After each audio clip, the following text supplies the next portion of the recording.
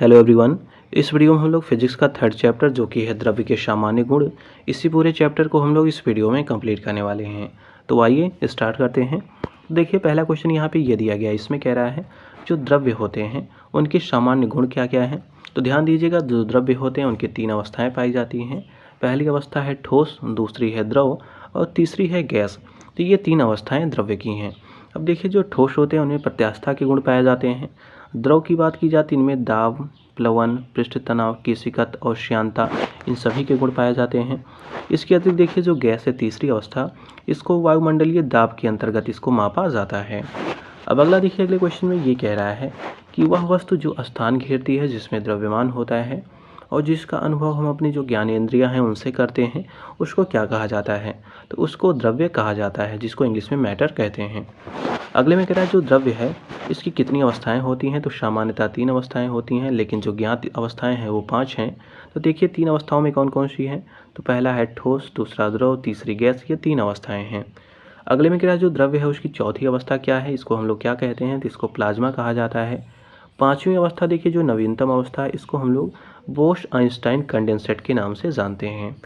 अगला क्वेश्चन देखिए, अगले क्वेश्चन में ये कह रहा है किसी वस्तु के प्रति एकांक क्षेत्रफल पर लगाए गए बल को क्या कहते हैं।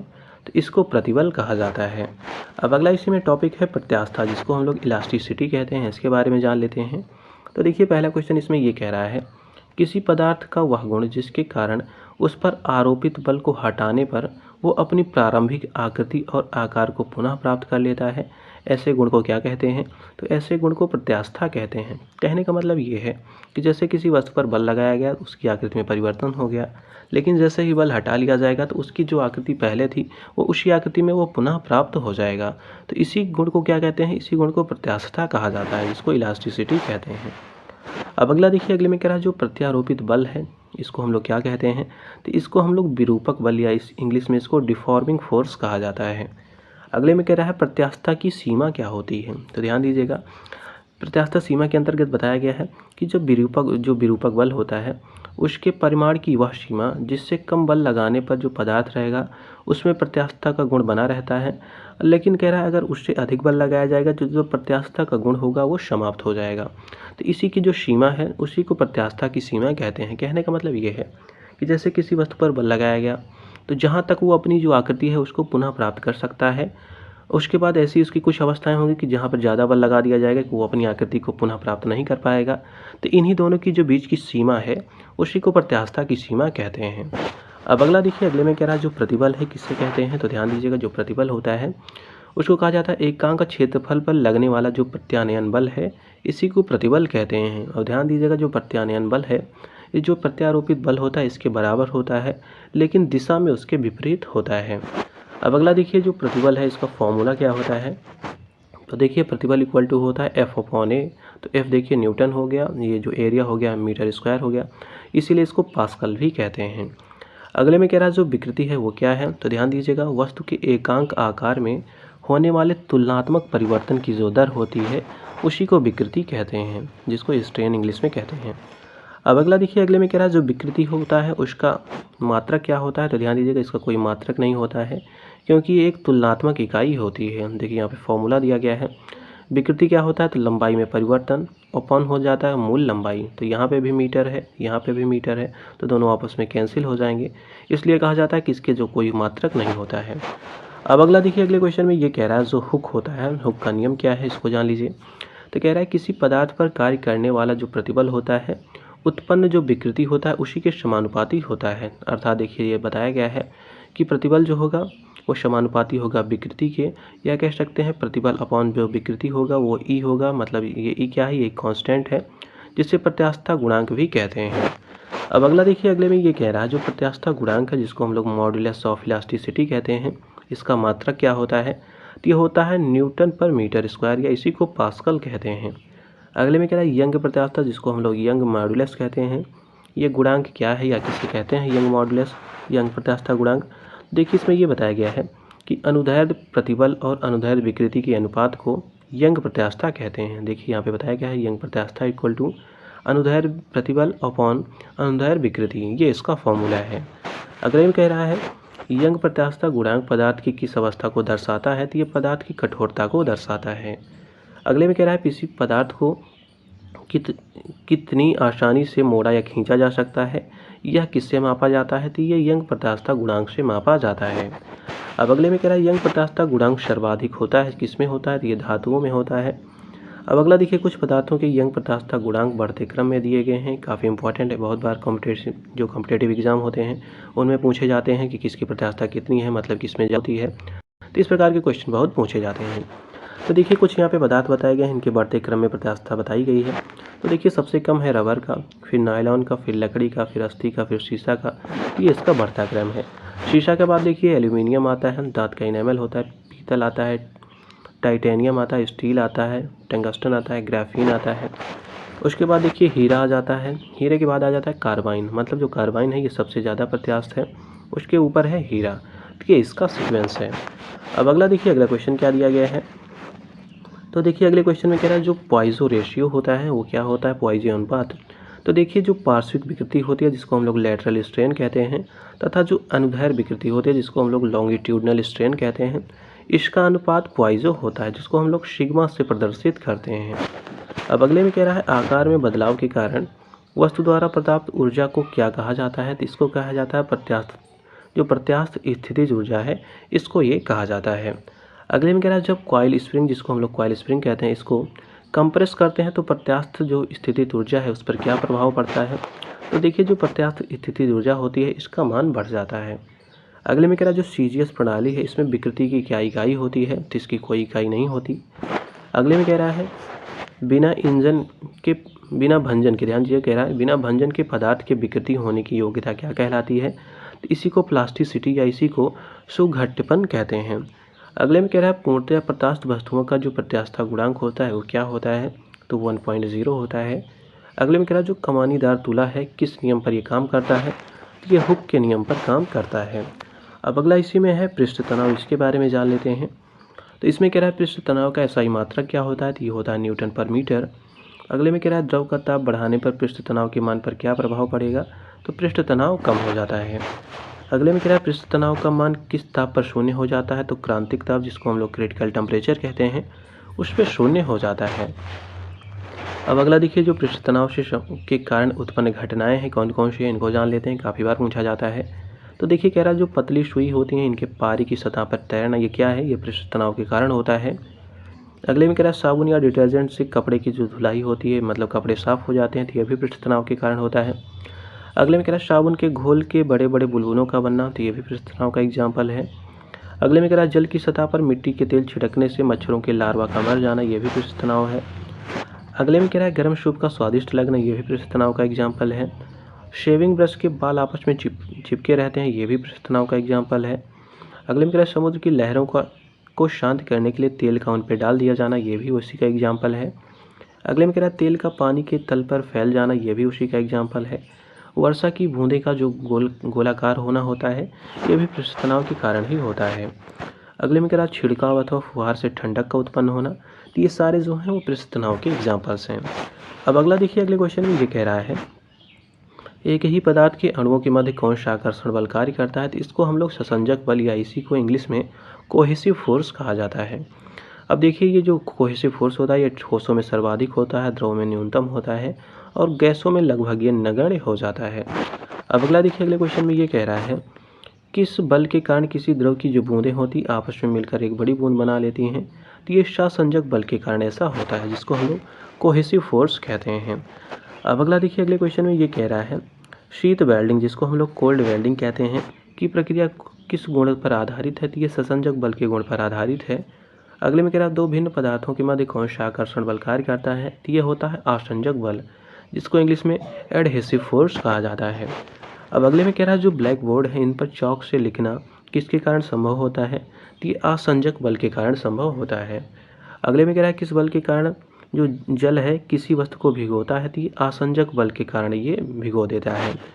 अगले में कह रहा है कोई द्रव किसी पदार्थ पर किस स्थिति में गीला नहीं कर पाता है? कह रहा है जब आसंजक बल का मान द्रव के अणुओं के सहसंजक बल का जो मान है उससे कम हो जाता है तो ये भिगो नहीं पाता। जैसे देखिए कह रहा है जो पारा होता है वो कांच पर नहीं चिपकता। जैसे थर्मामीटर यूज़ होता है तो थर्मामीटर में कांच के अंदर पारा भरा रहता है, तो इसको भिगोता नहीं या उस पर चिपकता नहीं है। तो ये इसी गुण के कारण ये संभव हो पाता है। अब अगला देखिए, अगले में कह रहा है कोई द्रव किसी पदार्थ की किस परिस्थिति में गीला कर देता है। कह रहा है जब आसंजक बल का मान जो होता है वो द्रव के अणुओं के ससंजक बल के मान से अधिक हो जाता है। जैसे कह रहा है पानी जो रहता है वो कांच पर चिपक जाता है। जैसे कोई कांच लीजिए आप, पानी में डालिए तो पानी उस पर लगा रह जाता है। तो ये इसी के कारण ये संभव हो पाता है। अब अगला देखिए, अगले में ये कह रहा है द्रव बूंद की संकुचित होकर न्यूनतम क्षेत्र घेरने की प्रवृत्ति को क्या कहते हैं। तो इसी को पृष्ठ तनाव कहते हैं। अगले में कह रहा है तेल कहता है जल की जो तल होता है उस पर क्यों फैल जाता है। क्योंकि कह रहा है जो तेल का तल होता है, तेल के तल का तनाव होता है वो पानी से कम होता है, इसीलिए उस पर फैल जाता है। अगले में कह रहा है मिट्टी का तेल पानी के ऊपर इसलिए तैरता रहता है। क्यों तैरता है? क्योंकि कह रहा है जो इसका घनत्व होता है वो पानी के घनत्व से कम होता है, और जिसका भी घनत्व कम होगा वो ऊपर तैर रहेगा। अगले में कह रहा है एक सुई पानी में डूब जाती है जबकि लोहे से बना जो जहाज होता है वो पानी पर तैरता रहता है। ऐसा क्यों होता है? क्योंकि कह रहा है जो सुई का अपेक्षिक घनत्व होता है उसके द्वारा हटाए गए पानी के सापेक्षिक जो घनत्व होता है, अपेक्षिक घनत्व, उससे अधिक होता है। अब अगला देखिए, अगले में दिया गया है जो कैपिलरी है जिसको हम लोग केशिकत्व का गुण कहते हैं, इसके बारे में जान लेते हैं। तो देखिए पहला इसमें क्वेश्चन ये कह रहा है कि केश नली में द्रव के ऊपर चढ़ने या नीचे उतरने की घटना को क्या कहते हैं। तो इसको केशिकत्व कहा जाता है। अगले में कह रहा है किस कारण केश नली में द्रव जो ऊपर होता है वो नीचे गति करता है। तो ये पृष्ठ तनाव के असर कारण होता है। अगले में कह रहा है वे द्रव जो कांच को भिगोते हैं। तो देखिए कांच की केश नली में कह रहा है ऊपर की ओर चढ़ते हैं। जैसे कह रहा है जल, तो ध्यान दीजिएगा क्या कहने का मतलब है। कह रहा है वे द्रव जो कांच को भिगोते हैं। तो देखिए जैसे कोई केश नली है उसमें अगर जल ऊपर चढ़ रहा है तो ये क्या करेगा, ये कांच जो द्रव होगा ये कांच होगा उसको ये भिगो देगा। अब अगले में कह रहा है वे द्रव जो कांच को नहीं भिगोते हैं। तो कह रहा है कांच की नली में नीचे की ओर गिरते हैं। जैसे देखिए पारा जो होते हैं वो कांच को नहीं भिगोती, या मतलब वो कांच को नहीं गीला करते। अब अगला देखिए, अगले में ये कह रहा है किसी द्रव का ऊपर नीचे गति करना किस पर निर्भर करता है। तो ये केश नली की त्रिज्या पर डिपेंड करता है, काफ़ी बार पूछा गया है। अगले में कह रहा है केश नली में ऊपर चढ़ने वाले दो द्रव्यों में कौन अधिक ऊपर चढ़ेगा। तो कह रहा है जिसका पृष्ठ तनाव अधिक होगा वो अधिक ऊंचाई तक चढ़ जाएगा। अगले में कह रहा है जो केशिकत्व है उसके कुछ व्यवहारिक एग्जाम्पल दिए गए हैं, जान लीजिए क्योंकि काफ़ी इंपॉर्टेंट है ये। तो इसमें कह रहा है जो लालटेन या लैंप की बत्ती होती है उसमें जो तेल ऊपर होता है, मतलब जो तेल ऊपर चढ़ता है, तो ये घटना भी केशिकत्व का एग्जाम्पल है। अगले में कह रहा है जो ब्लॉटिंग पेपर है ये स्याही को शीघ्र सोख लेती है, तो ये भी इसी का एग्जाम्पल है। अगले में कह रहा है पेड़ पौधे की जो शाखाएं होती हैं, तने होती हैं, पत्तियां होती हैं, यहाँ तक जल और आवश्यक खनिजों का पहुँचना भी क्या है, ये भी केशिकत्व का एग्जाम्पल है। अगले में कह रहा है वर्षा के उपरांत किसानों द्वारा अपनी जो खेत की होती है उसकी जुताई कर देते हैं। तो ये भी किया जाता है ताकि जो केशिकत्व का गुण है, नहीं तो उसके कारण क्या होगा जो नीचे के जल हैं वो ऊपर आ जाएंगे, और क्या होगा जो खेत में पानी की मात्रा होगी वो पानी की मात्रा कम हो जाएगी। ताकि इसलिए जुताई कर दी जाती है ताकि जो केश नलिकाएँ हैं वो टूट जाएँ और पानी जो है मतलब जो नमी है वो नीचे बनी रहे, इसलिए ऐसा किया जाता है। अब अगला देखिए, अगले में यहाँ पे ये कह रहा है यदि केश नली की जो त्रिज्या है जिसको हम लोग स्मॉल आर से डिनोट करते हैं, इसको कह रहा है द्रव का जो पृष्ठ तनाव टी है और द्रव का घनत्व जो डी है। तो कह रहा है केश नली में चढ़ी द्रव की ऊंचाई एच क्या होगी। तो ध्यान दीजिएगा एच इक्वल टू होता है 2t cos theta upon R D G. यहाँ पे देखिए जो थीटा है वो कह रहा है द्रव का स्पर्श कोण है। स्पर्श कोण क्या होता है, तो देखिए स्पर्श कोण के मान पर ही द्रव का चढ़ना या गिरना निर्भर करता है। अब अगला देखिए, अगले में कह रहा है शुद्ध जल के लिए स्पर्श कोण का मान कितना होता है, तो ये 0 होता है। अगले में कह रहा है पारा के लिए स्पर्श कोण का मान कितना होता है, तो ये होता है 135 डिग्री। अब अगला इसी में ये कह रहा है 135 डिग्री जो होता है स्पर्श कोण, इसलिए कह रहा है जो पारा होता है उसके लिए एच का मान ऋणात्मक होगा, जो यह बताता है कि पारा जो होता है केश नली में नीचे गिर जाएगा। अब अगला देखिए, अगले में यहाँ पे ये कह रहा है कि भारहीनता की अवस्था में किसी केश नली को जल में खड़ा किया जाए तो क्या घटित होगा। तो कह रहा है एक नली के एक सिरे से दूसरी नली तक जो होगा जल ये चढ़ जाएगा। अगला देखिए, अगले में ये कह रहा है मृदा द्वारा जल के अवशोषण से संबंधित सिद्धांत क्या है, तो ये है केशिका का क्रिया जिसको केशिका सिद्धांत कहते हैं। अगले में कह रहा है सूती कपड़ों पर जल की बूंदों का फैलना किस क्रिया का एग्जाम्पल है, तो ये केशिकत्व का एग्जाम्पल है। अगले में कह रहा है भूमिगत जल का ऊपर चढ़ना किसका एग्जाम्पल है, तो ये भी केशिकत्व का एग्जाम्पल है। अब अगला देखिए, अगला है श्यानता जिसको हम लोग विस्कोसिटी कहते हैं, इसके बारे में जान लीजिए। तो देखिए कह रहा है श्यानता का सामान्य अर्थ क्या होता है, तो ये होता है द्रव का गाढ़ापन। मतलब कह रहा है जो द्रव जितने अधिक गाढ़े होंगे वो उनकी जो श्यानता होगी उतनी ही अधिक होगी। अब अगला देखिए, अगले में कह रहा है जो शहद और ग्लिसरीन है इनमें श्यानता, इनकी श्यानता कह रहा है पानी की तुलना में क्या होगी, तो ये पानी की तुलना में अधिक होगी क्योंकि ये अधिक गाढ़े हैं। तभी हम लोगों ने देखा जो अधिक गाढ़ा होगा उसकी श्यानता अधिक होगी। अब अगले में कह रहा है द्रवों के विभिन्न परतों के बीच कौन सा बल कार्य करता है, तो ये आंतरिक स्पर्श रेखीय बल काम करता है। अगले में कह रहा है आंतरिक स्पर्श रेखीय बल की प्रकृति क्या होती है, तो द्रवों की जो परतें होती हैं उनके बीच में होने वाली जो आपेक्षिक गति होती है इसी को नष्ट करना या इसी का विरोध करना। अगले में कह रहा है जो श्यान बल है किस प्रकार का बल होता है, तो ये आंतरिक स्पर्श रेखीय बल है। अगले में कह रहा है सामान्य वायु में दौड़ना जल में दौड़ना की अपेक्षा सुगम होता है। क्यों कह रहा है, क्योंकि जो जल है उसकी श्यानता वायु से अधिक होती है। अब अगले में कह रहा है जो श्यानता का गुण है पदार्थ की किन किन अवस्थाओं में पाया जाता है, तो ये द्रव और गैस अवस्थाओं में ये पाया जाता है।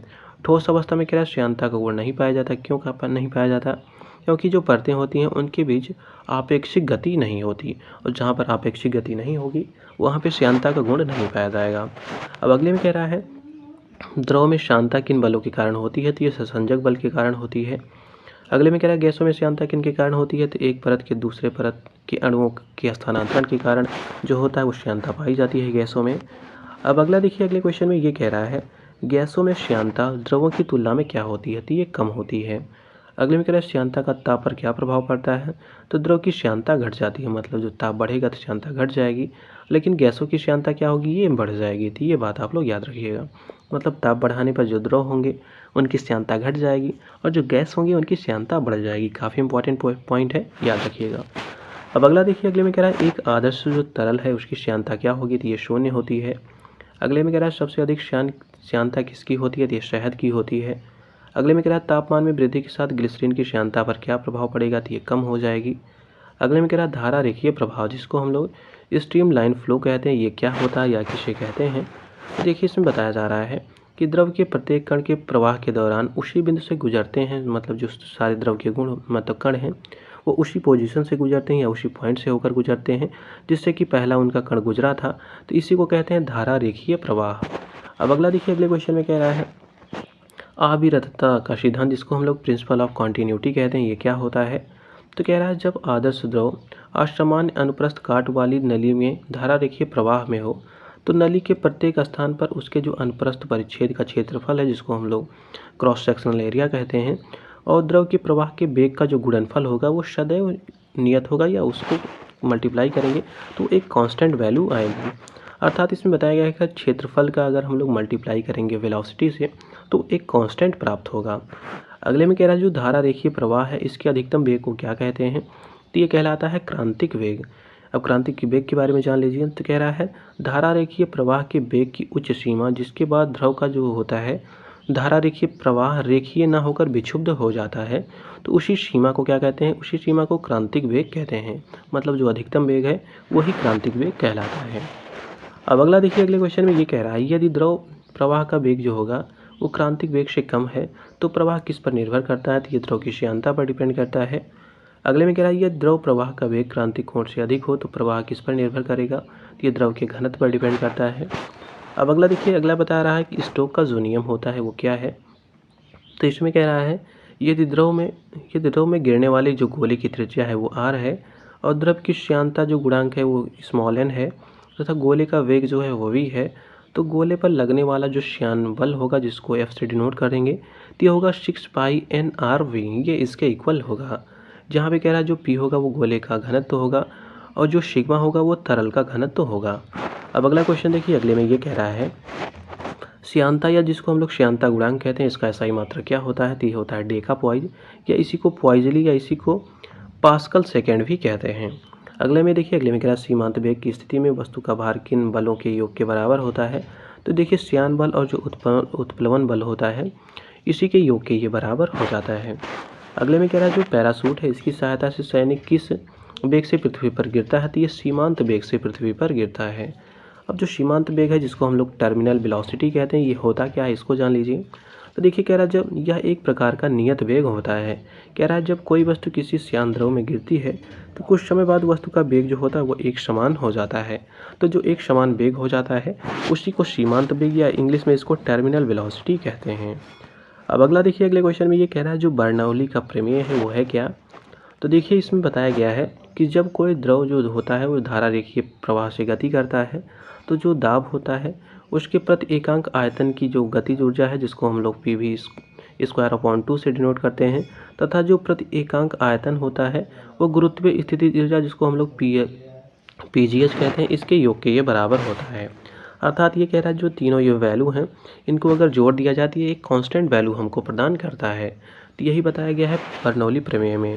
तो देखिए यहाँ पे बताया गया है जो P होगा +1 अपॉन जो रो V स्क्वायर हो जाएगा, फिर रो GH हो जाएगा। इसको अगर हम लोग आपस में ऐड करेंगे तो ये कांस्टेंट एक वैल्यू प्राप्त होगी। अब अगला देखिए अगले में बताया गया है जो P है वो क्या है, वो दाब ऊर्जा है, रो जो है वो द्रव का घनत्व है, H जो है पृथ्वी तल से ऊंचाई है, और V जो है वो वेग है जिसको हम लोग वेलोसिटी कहते हैं। अब अगला देखिए अगले में कराइए यदि कोई आदर्श द्रव एक धारा रेखीय प्रवाह में गति करता है तो उसके मार्ग में प्रत्येक बिंदु पर उसके एकांक आयतन की कुल ऊर्जा, मतलब कह रहा है जो दाब ऊर्जा होगी, गतिज ऊर्जा होगी, स्थितिज ऊर्जा होगी, ये इसका योग क्या होगा। तो इसका योग अगर हम लोग करेंगे तो ये नियत वेग प्राप्त होगा। मतलब क्या होगा, तो अगर हम लोग तीनों इसको ऐड करेंगे इसकी एक कांस्टेंट वैल्यू प्राप्त होगी जो कि हरदम फिक्स रहेगी, या इसी को कांस्टेंट भी कहते हैं। अब अगले में कह रहा है जो वेंचुरी मीटर होता है इससे किसका मापन होता है। तो किसी नली में द्रव के प्रवाह की दर क्या है, इसी को नापने के लिए वेंचुरी मीटर का यूज़ किया जाता है। अगले में कह रहा है जो वेंचुरी मीटर है किस नियम पर काम करता है, तो ये बर्नौली के प्रमेय पर काम करता है। अगले में कह रहा है बर्नौली प्रमेय के कुछ दैनिक जीवन में अनुप्रयोग हैं, काफ़ी इंपॉर्टेंट है ये सब ध्यान दीजिएगा। तो देखिए पहले इसमें एग्जाम्पल में बताया गया है जो क्रिकेट की गेंद होती है उसका स्विंग करना, यह इसका एग्जाम्पल है। हवाई जहाज़ को ऊपर उठाने में इसका यूज होता है बर्नौली प्रमेय का। आंधी में जो टिन की छतें होती हैं वो उड़ जाती हैं तो ये भी होती है। अगले में कह रहा है एटोमाइजर से फुहार का निकलना, ये भी बर्नौली प्रमेय का एग्जाम्पल है। समुद्र में एक ही दिशा में समानांतर गति से गतिमान दो जलयान हैं, इनके निकट लाने पर उनका टकरा जाना, तो ये भी होता है बर्नौली प्रमेय के कारण। अगले में कह रहा है जब कोई ट्रेन प्लेटफॉर्म से गुजरती है तो प्लेटफॉर्म पर पड़ी वस्तुएं ट्रेन की दिशा में गतिमान हो जाती हैं, तो ये भी होता है बर्नौली प्रमेय के कारण। ये सब सारे एग्जाम्पल काफ़ी इंपॉर्टेंट हैं, ये बहुत बार क्वेश्चन एग्जामों में पूछे गए हैं।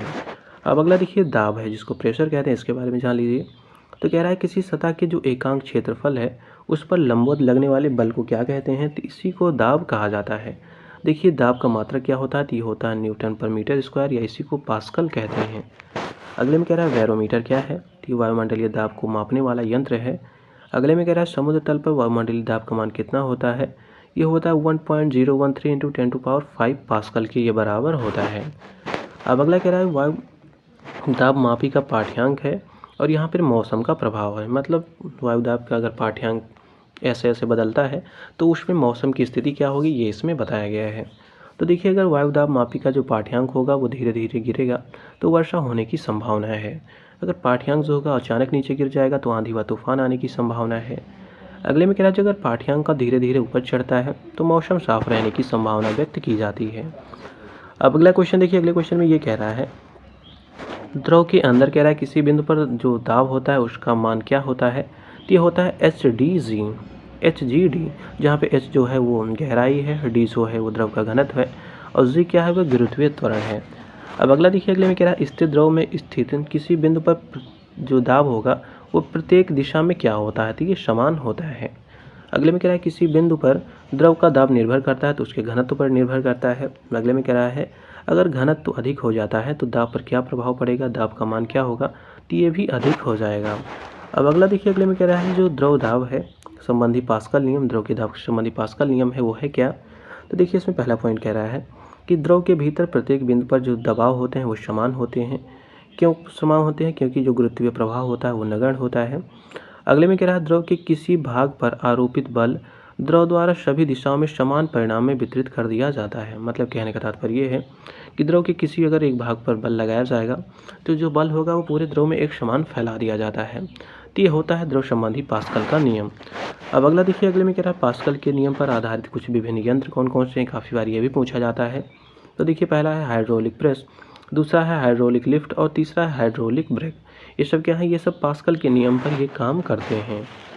अब अगले में कह रहा है वो पदार्थ जिन्हें गर्म करने पर आयतन बढ़ता है तथा दाब बढ़ाने पर गलनांक बढ़ जाता है, वो क्या है, तो वह है मोम, घी। ये सब क्या है, इनका कह रहा है कि गर्म करने पर आयतन बढ़ाएंगे, लेकिन जब दाब बढ़ा दिया जाएगा तो इनका गलनांक भी बढ़ जाएगा।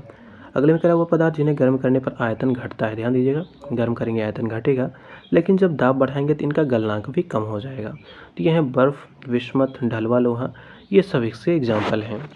अब अगले में कह रहा है सभी द्रवों का जो क्वथनांक होता है दाब बढ़ाने पर क्या होता है, तो ये बढ़ जाता है। अगले में कह रहा है वर्षा की जो बूंदें होती हैं गोलाकार क्यों होती हैं, तो ये पृष्ठ तनाव के कारण होती हैं।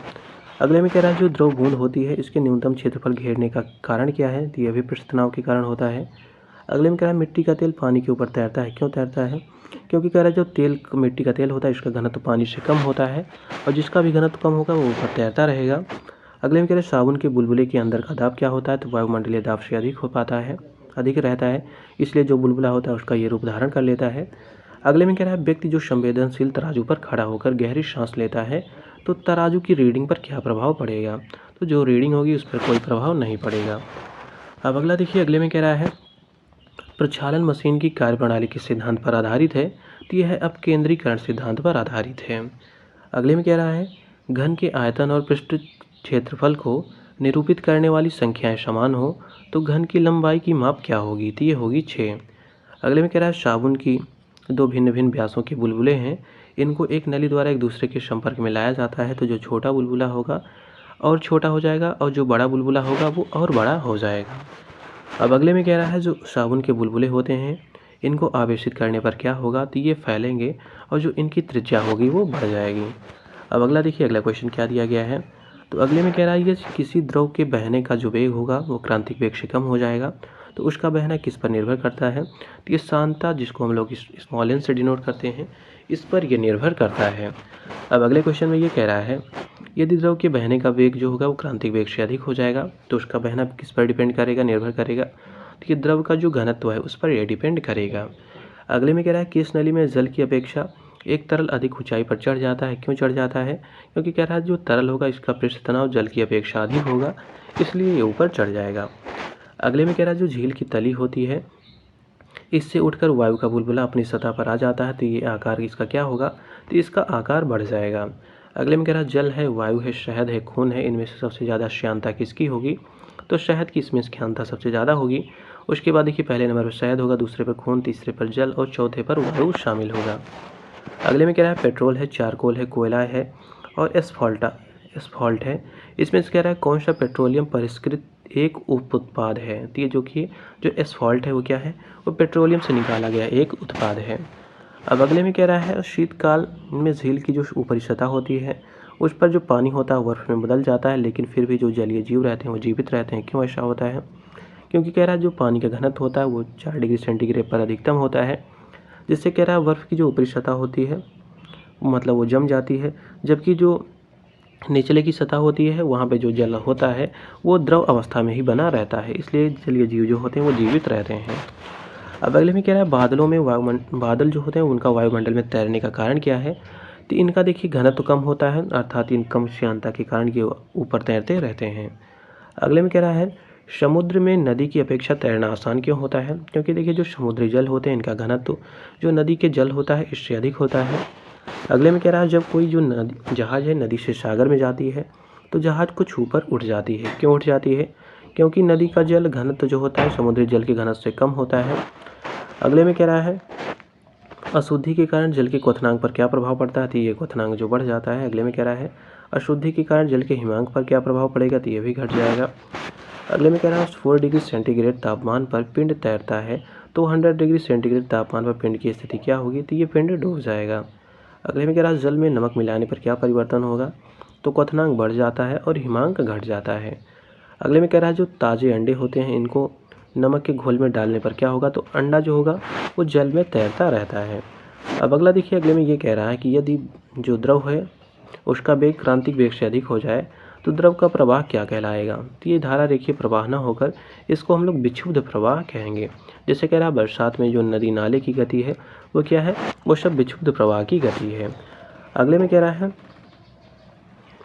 है किस कारण क्वथनांक में भिन्नता होती है, तो दाब में भिन्नता के कारण क्वथनांक में भिन्नता होती है। अगले में कह रहा है वाष्पीकरण और द्रवण की संयुक्त प्रक्रिया क्या कहलाती है, तो इसी को आस्फेनीकरण, जिसको हम लोग डिस्टिलाइजेशन के नाम से जानते हैं। अब अगला देखिए, अगले क्वेश्चन में ये कह रहा है कि एक स्वस्थ मछली को कह रहा है मीठे पानी से निकालकर खारे पानी में ले जाया जाता है, तो इस पर क्या प्रतिक्रिया होगी, तो कह रहा है मछली निर्जलीकृत होकर मर जाएगी। अगले में कह रहा है जब जल जमता है तो उसका घनत्व घटता है। अगले में कह रहा है तुला, कह रहा है जो तुला होती है किस सिद्धांत पर काम करती है, तो हुक के नियम पर काम करती है।